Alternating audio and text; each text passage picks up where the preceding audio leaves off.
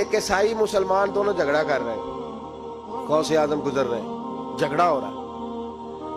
عیسائی مسلمان سے کہتا ہے ہمارے نبی عیسیٰ علیہ السلام نے مردے زندہ کیے، تمہارے نبی نے بھی کو کیا تو بتاؤ۔ مسلمان پڑھا ہوا نہیں تھا، حالانکہ نبی پاک نے بڑے مردے زندہ کیے، پڑھا نہیں تھا، بتا نہ سکا۔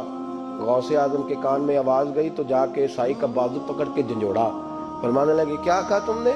میرے مصطفیٰ نے مردہ زندہ کیا تو بتاؤں؟ فرمایا تو نبی پاک کی چھوڑ، میں غلاموں کا غلام ہوں، میں غلاموں کا غلام ہوں، مجھے بتا کون سا مردہ زندہ کرنا۔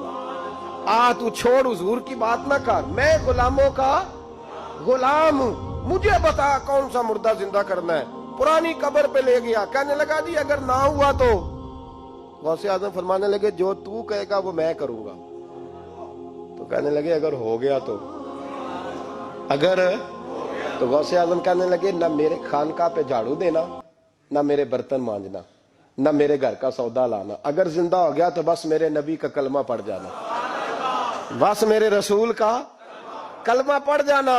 اللہ اکبر۔ اس نے جو سب سے پرانی قبر تھی نا، وہ کہتا ہے یہ ہمارے دادا نے بھی نہیں دیکھا تھا بندہ کون ہے، اس قبر پہ کھڑا ہو کہنے لگا اس کو زندہ کریں۔ تو غوث اعظم رضی اللہ تعالیٰ عنہ قبر کے سرانے کھڑے ہوئے تو دعا کرنے لگے، کہنے لگے مولا اپنے لیے نہیں تیرے رسول کے لیے۔ پھر فرمایا قم باذن اللہ، اٹھ اللہ کے حکم کے ساتھ۔ ایک عورت کلمہ پڑھتی ہوئی کھڑی ہو گئی، کھڑی ہو گئی، اور کھڑی ہو کے اس نے پہلا جملہ کہا تو کمال کر دی، کہنے لگی میرے نصیب دیکھو، میں بنی اسرائیل کی تھی، عبد القادر تیرے صدقے جاؤں، تو نے مجھے کھڑا کیا ہے تو اللہ نے مجھے مصطفیٰ کا کلمہ پڑھنے کی توفیق دے دی، تیرے قربان جاؤں عبد القادر، تیری کیا بات ہے۔ اب وہ بندہ دوڑ دوڑ کے غوث اعظم کے قدموں میں آیا، فرمانے لگے نا کلمہ میرے مصطفیٰ کا پڑھنا ہے۔